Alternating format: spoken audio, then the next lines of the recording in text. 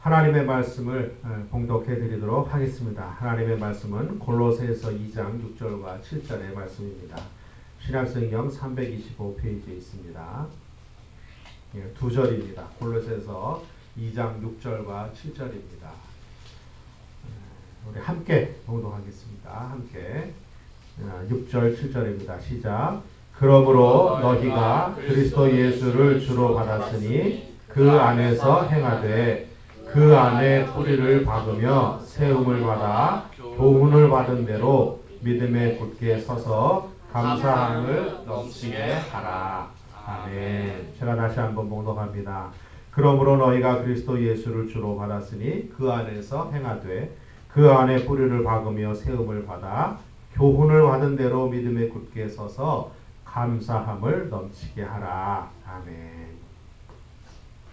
먼저 앞뒤로 한번 인사 한번 나눠보시죠. 사랑합니다. 사랑합니다. 네, 반갑습니다. 네, 반갑습니다.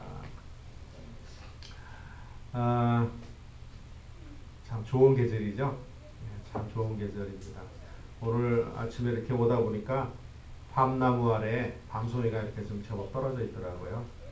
네, 좋은 계절이 왔습니다. 이 좋은 계절에 하나님의 주시는 복을 마음껏 누리는 은혜가 있기를 먼저 축복합니다. 골로새서는 사도 바울이 쓴 서신입니다. 골로새 교회를 향해서 사도 바울이 쓴 편지이죠. 골로새서에서 보면 사도 바울이 골로새 교회를 참 얼마나 사랑했나 하는 것을 볼 수가 있습니다. 믿음에 굳게 서서 감사함을 넘치게 하라. 그런 얘기를 하고 있습니다. 오늘 본문을 보니까 교회에 관한 이야기를 하고 있습니다. 교회에 관한 이야기. 여러분들은 교회 그러면 무엇이 먼저 생각이 나세요? 교회 그러면 십자가 하늘에 높이 있고 이렇게 그런 교회, 큰 건물 교회, 혹은 여러분 상가에 있는 작은 교회, 뭐 이런 교회들이 혹시 생각이 나세요? 교회는 두 가지 교회가 있습니다. 하나는 어떤 교회가 있느냐 하면 눈에 보이는 교회가 있고 눈에 보이지 아니하는 교회가 있습니다. 화도 지역에도 교회가 참 많이 있죠. 참 많이 있습니다. 우리 교단에도 교회가 한 16,000개 정도 됩니다. 교회가 모이는 교회가 굉장히 많이 있죠.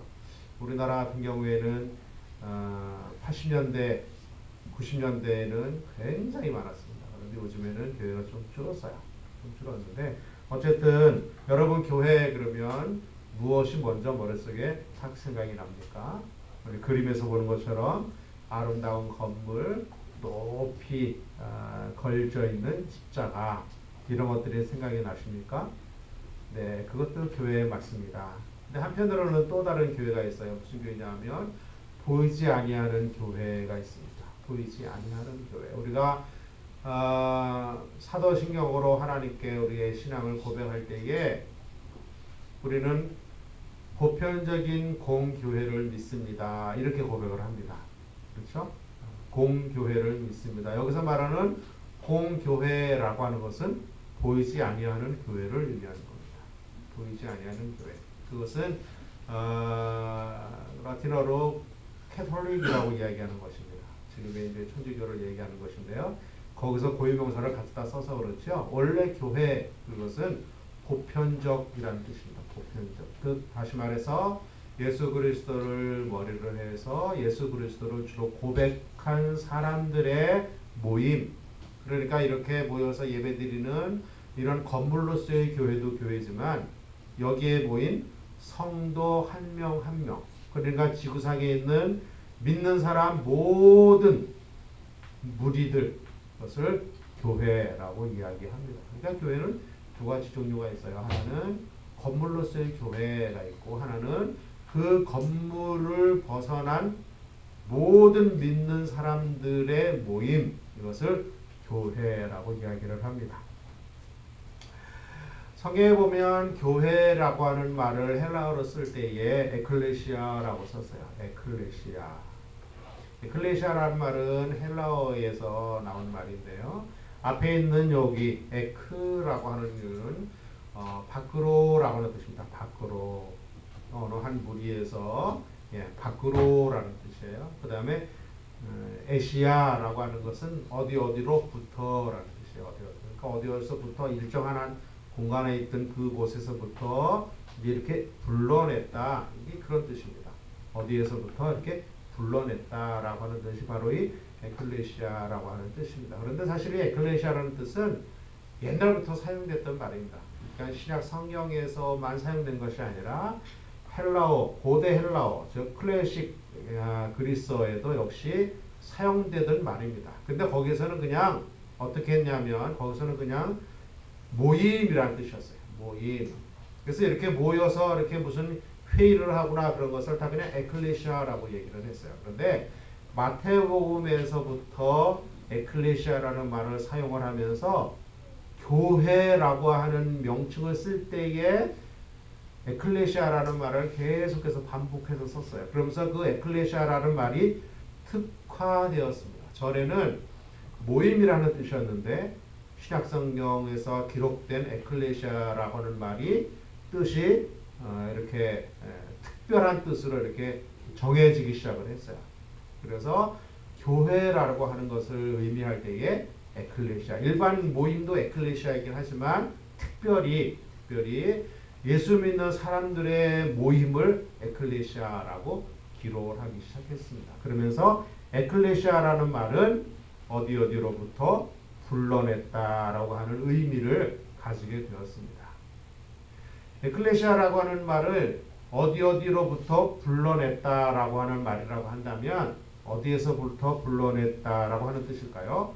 그것은 세상으로부터, 죄로부터, 허물로부터 불러내서 하나님의 나라에 속한 사람이 되었다라고 하는 뜻이에요. 그러니까 그냥 이렇게 있는 것을 얘기하는 것이 아니라 그곳에 있는, 즉 세상에 속했던 사람을 하나님께서 부르셔서 밖으로 부르셔서 하나님의 나라에 속한 사람으로 삼으셨다라고 하는 뜻에서 에클레시아라고 부르기 시작을 했습니다. 그리고 그 에클레시아라고 하는 말은 조금 더 발전을 해서 성도라고 하는 말로 이렇게 발전을 했습니다. 그러니까 성도라고 할 때에, 즉 교회, 성도, 그리스도인 이 전부 다 사실은 같은 말이에요. 사랑하는 성도 여러분, 우리는 성도들입니다. 한번 우리 한 목소리를 한번 따라서 한번 해보십시다. 우리는 성도입니다. 우리는 그리스도인입니다. 사랑하는 여러분, 그리스도인이라는 것은 무슨 뜻이냐면 예수님을 본받아 따라가는 사람이라는 뜻이에요. 성도라는 건 무슨 뜻이에요? 거룩한 무리라는 뜻이에요. 교회라는 건 무슨 뜻이에요? 어디로부터 불러내서 어느 한 곳에 속한 사람이라는 뜻이에요. 그러니까 그 뜻은 사실은 다 같은 의미를 가지고 있는 것입니다. 그러니까 우리는 교회임과 동시에 그리스도인임과 동시에 성도들입니다. 성도. 그러면 우리는 이런 생각을 합니다. 아유, 무슨 말씀이세요? 저는 성도가 아니에요. 성도라는 뜻은 거룩한 무리라는 뜻인데, 아유, 나는 거룩하지 않아요. 저도 거룩하지 않습니다. 그러나 하나님은 우리를 거룩하다라고 인정하십니다. 인정하세요. 무엇으로 인정을 하실까요? 우리가 아직 죄 가운데 있었지만 우리를 위하여 십자가에 달려 돌아가신 주님의 보혈과 사랑에 의지하여 우리를 죄 없는 사람으로 우리를 하나님이 취급해 주신다는 뜻이에요. 그래서 이것은 법정적인 의미가 있어요. 재판장 앞에서 죄인이 와가지고 재판장이 이제 재판을 할 때에 그 후견인이 이야기를 합니다. 재판장님, 저 사람의 죄를 내가 대신 지겠습니다. 그러니까 저 사람이 받을 벌을 나에게 내리시고 저 사람을 석방시켜 주십시오라고 하는 뜻이에요. 그래서 재판장이 그거를 듣고 그래 저 사람이 비록 죄는 지었지만 그 죄값을 너에게 받고 저 사람은 죄가 없는 것으로 내가 석방하겠다라고 하는 선언을 하는 겁니다. 그래서 우리는 거룩한 사람이 되었어요. 우리의 행동이나 우리의 생각이나 우리의 행실은 거룩하지 않지만 여전히 사실은 우리 몸과 우리 마음의 죄의 품성들이 사실은 있지만 그럼에도 불구하고 하나님이 우리를 거룩하다라고 여겨주시는 거예요. 여겨주시는 것이에요. 예수님이 대신 우리가 죽을 십자가에 달려 돌아가신 것으로 인해서 그를 대속이라고 이야기를 하는데 그 예수님으로 말미암아 우리를 하나님께서 그래 너 죄 없어라고 선언해 주셨고 앞으로 우리가 하나님 나라가는 그날까지 우리의 죄악의 부분들, 허물의 부분들을 조금씩 연단하면서 벗겨내서 성화되게 하셔서 하나님 나라에 가는 그날에는 온전한 모습으로 가도록 하나님이 지금 미리 죄 없다 선언하시고 훈련시키시는 것입니다. 그런 의미에서 볼 때 우리는 성도들입니다. 여전히 우리는 부족하지만 우리는 성도들인 것입니다. 사랑하는 성도 여러분, 우리 모두는 성도로서 그리스도인으로서 교회로서 그렇게 은혜 중에 살아가기를 주의 이름으로 축복합니다. 오늘 본문 6절에 보니까 그리스도 예수를 너희가 주로 받았다 이렇게 말합니다. 이것이 우리들의 정체성입니다. 이것이 우리들의 신분이에요. 그리스도 예수를 주로 받았으니 사도 바울이 지금 골로새 교회에 있는 성도들을 향하여 편지를 쓰기를 너희가 그리스도 예수를 주로 받았다라고 선언을 하고 있어요. 하나님이 우리에게 지금 말씀하시는 겁니다. 화도광연교회 성도 여러분, 여러분들은 그리스도 예수를 주로 받지 않으셨습니까? 네, 받았습니다. 여러분들은 그리스도 예수를 주로 받았어요. 그러면 그리스도 예수를 주로 받았다라고 하는데 이 뜻은 무엇일까요? 그리스도라고 하는 것은 기름 부음을 받은 자라고 하는 뜻이에요. 기름 부음을 받은 자. 구약에는 기름 부음을 세 가지 직분을 받을 때 기름 부음을 받습니다. 하나는 왕이 될 때에 기름 부음을 받습니다. 기름 부음이라는 것은 솥불에다가 기름을 채워가지고 왕이 될 사람의 머리에다가 그 기름을 부어서 이 사람이 장차 하나님께서 왕으로 세우실 것이다 라고 사람들 앞에 보여주는 것이에요. 그 성경에 보면은 그렇잖아요. 그 다윗이 소년일 때에 사무엘이 와가지고 다윗에게 기름을 붓습니다. 다윗은 그때 10대 소년이었어요. 10대 소년이어서 밖에서 양을 치고 있을 때에 사무엘이 와가지고 이야기하죠. 6명의 아들이 다 지나갔는데 그 가운데 하나님께서 기름을 부으라라고 말씀하신 아들이 없었어요. 그때 이새에게 사무엘이 이야기합니다. 아들이 이것이 다냐? 아니요, 말째가 있긴 있는데 걔는 너무 어리고 지금 양떼를 지키러 들에 나가고 있습니다. 아, 그러냐, 불러와라. 그래서 다윗이 왔을 때 하나님이 사무엘의 마음에 감동을 주셔가지고 아, 이 소년이구나. 이 소년에게 하나님이 기름을 부어서 이스라엘의 왕을 삼게 하시는구나. 그래서 그의 머리에 기름을 부었습니다. 그러니까 왕을 삼을 때에 기름을 붓게 되는 것이에요. 또 기름을 부을 때는 누구에게 기름을 부냐 하면 선지자일 때 기름을 부어요. 선지자로서 하나님이 부르실 때에 기름을 부어서 선지자로 삼으시는 겁니다. 제사장을 부르실 때, 제사장이 될 때도 역시 기름을 부어서 제사장으로 삼으시는 겁니다. 근데 예수를 그리스도라라고 이야기합니다. 예수 그리스도.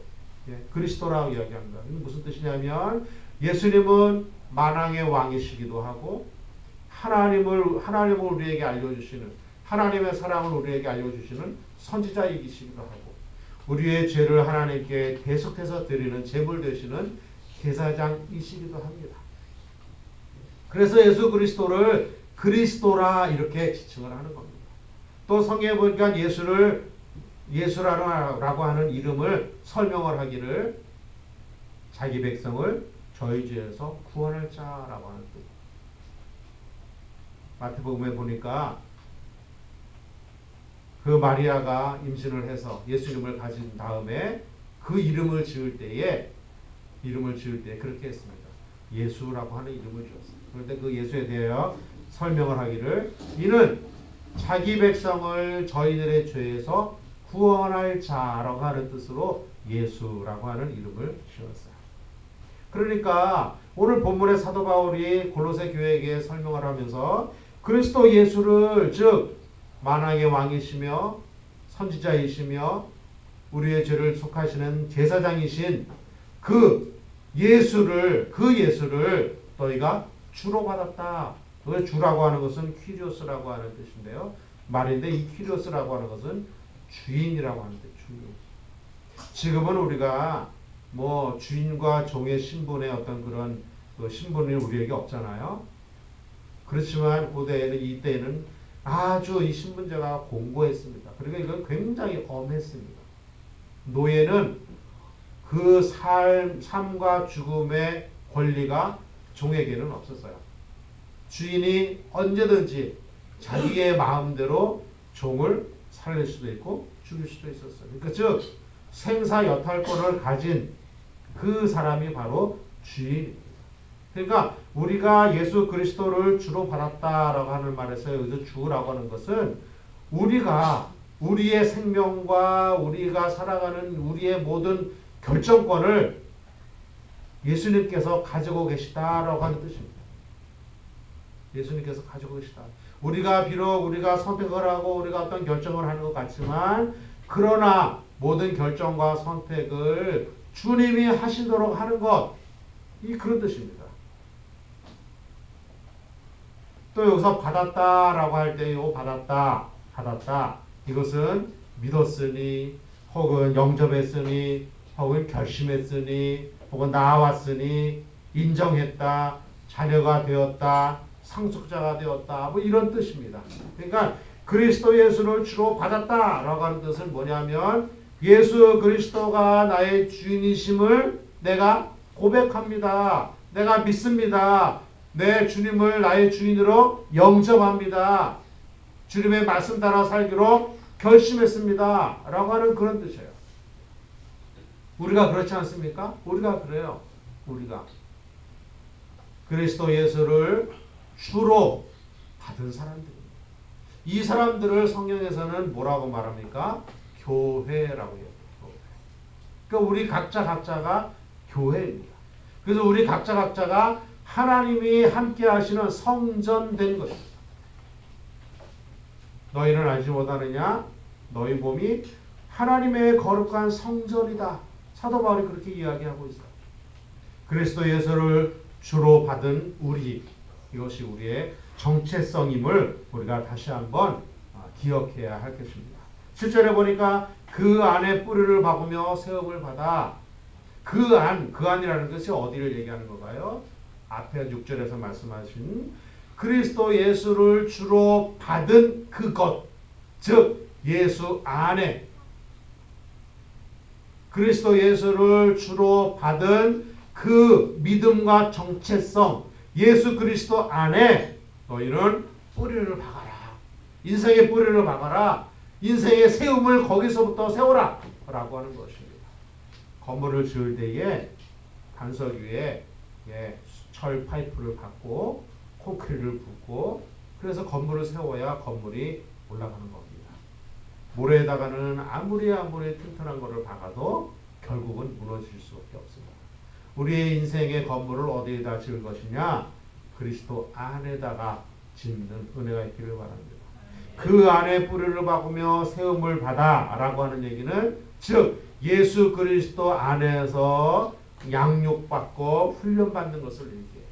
즉 이렇게 교회에 모여서 함께 예배하고 교제하고 공부하고 격려하고 간증 들으며 사실 우리는 모두 다 이렇게 간증거리들이 아마 개인에게 다 있을 거예요. 내가 이 자리까지 올 때에는 내가 이러이러한 거를 돌고 돌아서 여기까지 왔다 하는 거 다 있잖아요. 사실 말을 안 해서 그렇지 아마 얘기하고 싶은 것들이 다 있을 겁니다. 서로서로 교제하면서 이야기하면서 공부하면서 이게 다 양육입니다. 양육. 어디에서? 그리스도 안에서 너희가 뿌리를 받고 세움을 받아라. 양육받고 훈련받아라 라고 하는 뜻이에요. 교훈을 받은 대로 믿음에 굳게 서라. 이 말은 무슨 말이냐면 자, 우리가 교훈을 받았어요. 교훈을 받았어요. 교훈을 받으면 그 교훈 받은 대로 우리가 결심하고 행동해야 하는 것 아니겠어요? 교훈만 받고 가만히 있으면 이거는 조금 모자란 겁니다. 그렇죠? 마치 요단강에서 계속 물이 흘러가는데 갈릴리 바다는요. 요단강에서 물이 흘러다가 갈릴리 바다에 물이 고이면 다시 거기에서 사해 쪽으로 물을 다시 흘려보내줘요. 그렇기 때문에 이 갈릴리 바다는 호수지만 굉장히 큰 호수, 여기에는 물고기들도 많이 살고 그렇습니다. 아주 깨끗합니다. 그런데 사해라는 곳은 일단 물이 한번 들어가면 나갈 데가 없어요. 거기는. 그래가지고 결국은 뜨거운 태양에 의해서 수증기로 증발이 되는 것밖에 없기 때문에 거기는 염분이 점점 높아지고 그래서 거기에는 물고기가 살 수 없는 그런 바다가 되었어요. 우리가 하나님의 말씀만 듣기만 하고 행하지 않으면, 결심하지 않고 선택하지 않고 움직이지 않으면, 좀 심하게 말하면 사해와 같은 그런 일이 우리에게 벌어집니다. 머리만 커지고 가슴은 작아집니다. 하나님의 말씀을 들어서 우리의 지식은 많지만 그러나 우리의 손과 우리의 가슴은 작아집니다. 기형적인 믿음의 자리가 우리에게 있을 수 있습니다. 그러니까 오늘 본문이 이야기하기를 교훈을 받은 대로 어떻게 하라? 믿음에 굳게 서라. 여기서 믿음에 굳게 서라라고 하는 얘기는 들은 대로 행하라라고 하는 뜻이에요. 야고보 사도가 야고보서에서 말하기를 행함이 없는 믿음은 죽은 믿음이라 이렇게 말을 했어요. 그러니까 여기서 믿음에 굳게 서라라고 하는 얘기는 너희의 믿음을 보이라라는 뜻이고, 너희의 믿음을 보이라라는 뜻은 너희가 교훈을 받으면 받은 대로 순종하고 행하라라고 하는 뜻입니다. 그러니까 우리가 이 본문의 말씀을 잘 보면 예수 안에서 뿌리를 받고 세움을 받아서 훈련받고 양육받고 그래서 그 교훈을 우리가 받았으면 순종하고 행동하라라고 하는 뜻이에요. 행동하라. 그리고 우리가 본문 하반절에 보면 감사함을 넘치게 하라 그랬는데 요 감사함이라고 하는 것은 그런 의미에서 볼 때에 이 믿음에 굳게 서는 결과로서의 감사함입니다. 결과로서의 감사. 사랑하는 여러분, 감사라고 하는 것은요 억지로 되는 것이 사실은 아니에요.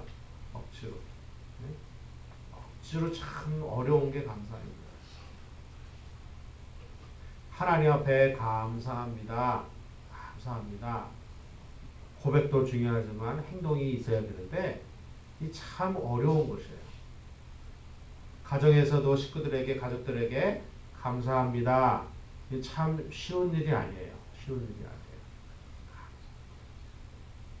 우리가 믿음을 가지고 세상을 산다고 하지만 우리에게 오는 모든 일들이 우리의 마음에 맞는 것은 아니잖아요.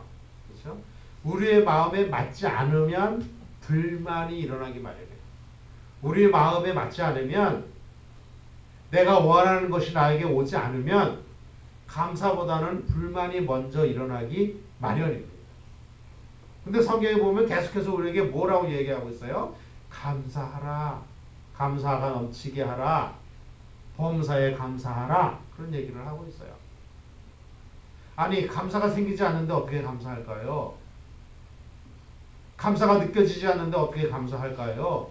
그렇기 때문에 감사는요, 은혜를 받아야 돼요. 은혜를 받아야 감사가 되는 거죠. 은혜를 받아요. 우리가 이 땅을 사는 동안에 우리가 먹고 자고 입고 누리는 모든 것들이 내 손으로 내가 열심히 일해서 내 건강으로 내가 이렇게 얻는 것이다 라고 생각을 하는 사람에게는 감사가 별로 없어요. 왜? 당연한 거잖아요. 그러나 우리가 이 세상에서 사는 동안에 누리는 모든 것들이, 손으로 수고해서 거두는 모든 것들이, 사람을 만나서 이루어지는 모든 관계나 사업의 모든 일들이 주님이 주시는 것이다 생각을 하면, 주님이 주신 것이다 생각을 하면 감사가 우리 앞에 넘치는 겁니다. 사랑하는 성도 여러분, 성경 계속해서 우리에게 이야기하기를 감사가 넘치게 하라라고. 감사가 넘치게. 그러니까 그 안에서 양육받고 훈련받고 순종하고 실천을 하면 감사가 우리 앞에 넘치게 되는 것입니다. 이 은혜가 우리 모두에게 있기를 주의 이름으로 축복합니다. 성경에 보면 야곱이라고 하는 한 사람이 있습니다. 야곱. 이 사람이 참 험하게 세상을 살았어요. 험하게 세상을 살았습니다. 이 사람이 쌍둥이 동생인데요. 쌍둥이 동생인데 형을 속여서 장자의 직분을 뺏었습니다. 훔쳤습니다. 그러고 나서 도망갔어요. 도망가다 보니까 이 외롭고 거친 광야에 있는 동안에 나는 혼자구나 라고 느꼈는데 하나님이 여기도 계시다고 하는 것을 꿈에서 봤어요. 그래서 그는 말하기를 하나님이 나로 하여금 다시 복을 받아서 이곳을 돌아오게 하면 내가 하나님 앞에 서원을 했어요. 하나님 앞에 예물을 드리겠습니다. 그러고 나서 실제로 그가 가서 큰 재물을 얻었어요. 고생하는 동안에 아내도 얻고 재물도 얻고 자녀도 얻었어요. 그러고 나서 그 형된 에서를 만나기 위해서 오다가 너무너무 무서워가지고 하나님께 기도했어요. 성경에 보면 씨름했더라 그러는데 요 씨름을 요즘 말로 말하면 하나님께 씨름하듯이 간절히 기도했다 이렇게 하시는 분들도 있어요. 뭐 어쨌든 하여튼 하나님께 이렇게 매달렸어요. 그래서 하나님께서 내 이름을 야곱이라고 하지 말고 이스라엘이라, 즉 하나님과 더불어서 겨루어서 너의 인생이 변화됐다라고 하는 뜻으로 바꿔라 이렇게 하나님 말씀하셨어요. 그러고 나서 그가 에서를 만납니다. 자기가 속인 그 형, 그래서 형이 내가 너를 반드시 죽이겠다라고 말을 했는데 그 형의 마음을 하나님이 만져주셔서 형을 만났어요. 그래서 말하기를 이 야곱이 이야기합니다. 형님을 만나니 내가 마치 하나님을 만나는 것과 같습니다. 이렇게 말할 정도로 무서워했어요. 형을 만났어요. 화해를 했습니다. 그러고 나서 나이가 많아서 자기 아들 요셉이 죽은 줄 알았는데, 팔려갖고 죽은 줄 알았는데 애굽의 총리가 되어가지고 자기를 부른다라고 하는 얘기를 듣고 애굽에 내려갔어요. 그때 애굽에 내려갔을 때 바로가 이야기합니다. 네 나이가 몇 살이냐? 그러니까 이 야곱이 이야기하를 내 나이가 130살인데 험악한 세월을 살았습니다. 험악한 세월. 그러면서 바로에게 축복을 합니다. 사랑하는 성도 여러분, 이 야곱의 일생은요 우리의 일생과 똑같습니다. 우리의 일생 허물이 많습니다. 거짓말하는 사람이에요. 속이는 사람이에요. 그럼에도 불구하고 하나님이 야곱을 끝까지 사랑하신 것처럼 끝까지 그가 그런 허물과 속임과 그 말할 수 없는 그 간사함이 있음에도 불구하고 하나님께서 그를 버리지 아니하시고 끝까지 하나님께서 그를 붙들어 주신 것처럼 하나님 우리를 붙들어 주시는 거예요. 왜요? 하나님의 사랑이기 때문입니다. 야곱이 그 형 에서와 함께 엄마의 뱃속에 있을 때에 하나님이 그때 이미 말씀하셨어요. 큰 자가 작은 자를 섬기리라. 다른 말로 말씀드리면 작은 자를 내가 선택하여 내가 붙들어 주겠다라고 하는 뜻이에요. 내 사람으로 내가 인정하겠다라고 하는 뜻입니다. 하나님이 우리에게 말씀하십니다. 너는 나의 자녀다. 나의 자녀다. 너는 그리스도인이다. 너는 교회다. 너는 성도다. 이렇게 이야기합니다. 그렇다면 그 하나님께서 우리의 일생을 붙들어 주셔요. 마치 야곱처럼 야곱이 하나님을 버릴 수밖에 없는, 하나님을 잊어버릴 수밖에 없는 기가 막힌 웅덩이 속에 날마다 빠져들어가고 있었지만 그럼에도 불구하고 하나님이 그 야곱을 붙들어 주셔서 결국에는 바로 왕에게 축복을 할 정도로 영적으로 그 지위가 이렇게 견고해졌던 것처럼 결국은 하나님의 사람으로 온전한 사람으로 그 도달했던 것처럼 하나님이 우리를 그렇게 붙들어 주십니다. 사랑하는 성도 여러분, 야곱의 전생에서 보듯이 성도의 전생에는 성도로서의 전생이에요. 우리는 그냥 이렇게 살아가는 것이 아니라 그리스도인으로 살아가는 겁니다. 성도로서 살아가는 겁니다. 에클레시아로 살아가는 겁니다. 어디서? 주 안에서. 주 안에서. 비록 우리가 실수할 때도 있고, 비록 우리가 뭐 잘못할 때도 있고, 우리가 하나님의 품을 떠나서 이렇게 가고 싶을 때도 있고, 뭐 여러 가지 우리의 허물이 많음에도 불구하고, 그럼에도 불구하고 하나님이 우리를 그리스도인으로 삼으셨고 교회로 삼으셨고, 그러면 우리의 일생을 하나님께서 붙들어 주시는 것입니다.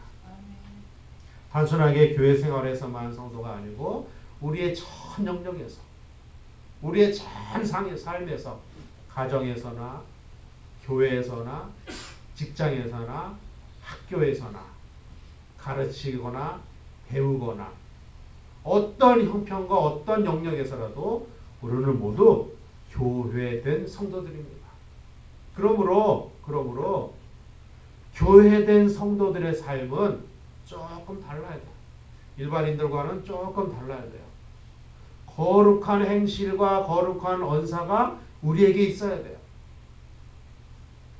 저 사람을 보니 참 조금 우리랑 정말 다르긴 다르구나 라고 하는 말을 우리가 들어야 되는 겁니다. 교회 생활을 전 영역으로 성도의 삶을 확장시키는 출발점인 거죠. 우리가 이곳에 와서 예배 드리잖아요. 우리가 교회 생활을 합니다. 그러면 교회 생활은 전부가 아니에요. 여기서 예배하고 교제하고 이야기하면서 훈련받고 나누면서 은혜 받아서 이것을 우리의 삶의 전 영역으로 확장시키는 겁니다. 확장시키는 거죠. 이곳에서는 성도 같은데 밖에 나가면 성도 안 같아. 곤란한. 어디서 무엇을 하든지 어떤 행동을 하든지 성도로서의 삶의 모습이 우리에게 있어야 한다는 말입니다. 교회에서 예배하고 훈련받고 기도하고 힘받아서, 이곳에서 힘받아서 그 힘을 어디에다 쓰냐? 교회에다가 쓰지 마요. 세상에다가, 삶의 각 부분에다가 사용하고 쓰는 은혜가 있기를 바랍니다. 우리가 교회에서 힘을 받아서 교회에다가 힘을 다 써버리면 세상에 나가서 어떻게 힘을 쓰겠어요? 하나님의 말씀을 들으면서 위로받고 힘받으면 그거 가지고 월요일부터 토요일까지 세상에서 사는 동안에 섬기고 사랑하고 배려하고 친절하고 그렇게 살아가는 거예요. 그래서 우리의 삶의 각 영역마다 그리스도가 주되심을 사람들에게 보여주는 것, 이것이 바로 교회된 성도의 참 모습입니다. 그러므로 교회는 다툼을 멀리 해야 돼요. 그렇죠? 왜? 여기서 힘을 얻어야 되는데 교회에서 다투면 되겠어요? 다투면 힘을 다 쓰잖아요. 그러니까 교회에서는 다투서는 안 돼요. 성도 간에 친절하고 우애하고 깊이 사귀고 감사하고 배려하고 기다려주는 것, 이것이 교회예요. 교회는 경쟁이 있어서는 안 돼요. 교회는 잘하려고 싸워서는 되는 것이 아니에요. 교회는 효율을 중시하는 것이 아니에요. 교회는 효율보다는 함께가 더 중요한 거야. 함께. 가난한 자나 부한 자나 지혜 있는 자나 지혜 없는 자나 어린이나 아이나 다 함께 걸어가는 거, 이것이 교회입니다. 교회에서 만약에 효율을 중시한다, 교회에서 어떤 경쟁을 유발시켜서 뭔가를 잘하게 한다, 그것은 잘못된 겁니다. 교회는 경쟁하는 것이 아니고 사랑하는 것이고, 교회는 효율보다는 함께 하는 것이 중요한 것입니다. 그러므로 사랑하는 성도 여러분, 우리가 교회 생활을 할 때 다퉈서는 안 되는 것이에요. 다투는 것은 뭐 때문에 다투냐면 뭔가를 좀 잘할 거 하는데, 이 사람이 이렇게 해야 잘한다, 저 사람이 저렇게 해야 잘한다, 그러다 보면 다투는 거 아니겠어요? 같이 가면 조금 효율은 떨어지더라도 서로 섬기며 나가면 그것이 오히려 더 효율적인 것이에요. 효율을 중시하는 것은 세상의 기업들입니다. 세상의 기업은 효율을 중시해요. 그러나 교회는 효율을 중시해서는 안 됩니다. 교회는 사랑하는 것입니다. 친절한 것입니다. 우애하는 것입니다. 배려하는 것이에요. 섬기는 것입니다. 예수님께서 교회된 우리에게 말씀하시기를 내가 주와 선생이 되어 너희의 발을 씻겼으니 너희가 서로 발을 씻기는 것이 마땅하다. 이것이 교회 아니겠어요? 이것이 교회예요. 이것이 교회입니다. 우리 교회는 그러한 교회가 되기를 우리 각자 교회된 성도 한 명 한 명 모두가 그러한 성도들이 되기를 주의 이름으로 축복합니다. 교회는 두 가지입니다. 보이는 교회가 있고 보이지 아니하는 모임으로서의 교회가 있습니다. 이것은 이 두 가지가 동시에 있는 곳입니다. 그러므로 이 교회가 주 안에서 교회다운 교회, 하나님의 영광이 드러나는 교회, 그런 교회가 되기를 주의 이름으로 축복합니다. 기도하겠습니다. 살아계신 하나님 아버지 은혜를 감사합니다. 우리 교회는 예수님이 주가 되는 교회, 배려하고 섬기는 교회, 하나님의 영광이 드러나는 교회 되게 하옵소서. 교회된 모든 성도들이 그리스도를 주로 받았으니 그 안에서 뿌리를 받고 세움을 받아서 하나님의 영광을 높이 드러내는 성도들이 되도록 주님 인도하여 주시옵소서. 예수님의 이름으로 기도하옵나이다. 아멘.